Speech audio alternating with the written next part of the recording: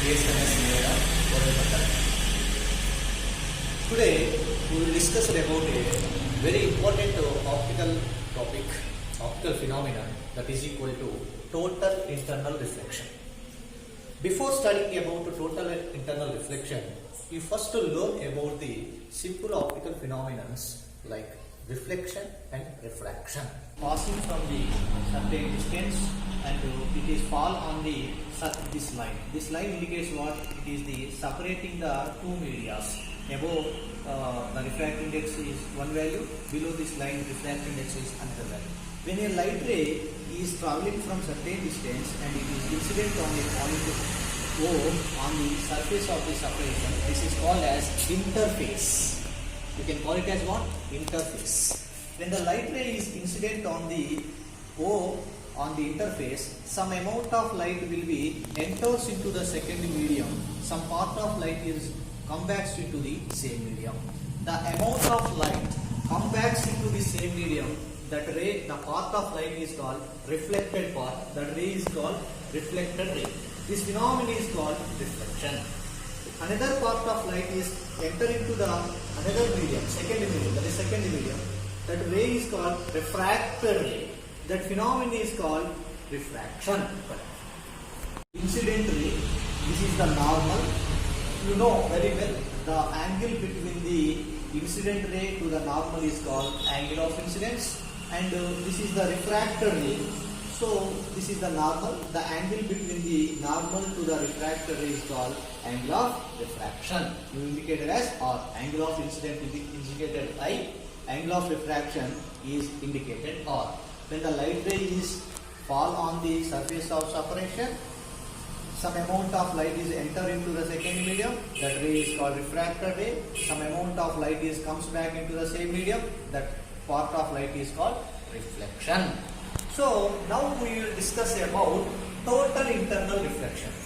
In the name total internal reflection, what is meant by total internal reflection is the amount of light is incident on the surface of the separation. The total amount of light is comes back into the same medium. In this phenomenon, no amount of light will be enter into the second medium. The total light ray is incident on the interface. The total light will be comes back into the same medium. So that's why it is called as total internal reflection. Means it is separating to the two mediums. Below this line it is a denser medium of refractive index N1. This is above the interface. This is the radar medium of refractive index N2. You know N1 is greater than N2. N1 is high refractive index medium, that is called as denser medium. N2 is low refractive index medium, that is equal to radar medium. When the light ray is traveling from optically denser medium to radar medium and it is incident on the interface at point O to the normal, the angle between the normal to the incident ray is called, you know very well, it is called angle of incidence. You know that when the light ray is traveled from optically denser medium to radar medium, what is the behavior of a light ray? It is bends away from the normal. Suppose there is no medium, the light ray is traveling as a straight line. But here at interface, the medium will changes. When the light ray is traveling from optically denser medium to radar medium, the refracted ray is bends away from the normal. So angle of refraction is changes. So angle is the normal. The angle between the incident ray to normal is equal to I. Angle of incidence. This is the refracted ray. This is the refracted ray. The angle between the normal to the refracted ray is called angle of refraction. So when the angle of incidence is increases, so now the light ray is traveling from this point. So the angle of incidence is increases. So when the angle of incidence is increases, you know that angle of refraction also increases. Angle of refraction also increases.